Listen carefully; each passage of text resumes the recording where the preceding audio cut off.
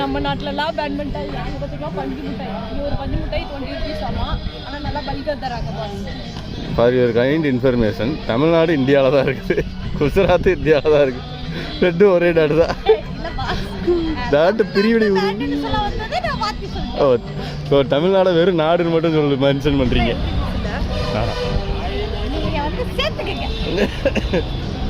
எதோட சேர்த்திக்கிறது? அப்போ தமிழ்நாடு நீங்கள் இனிமேல் நாடுன்னு கால் பண்ணுறீங்க, அப்படி தானே?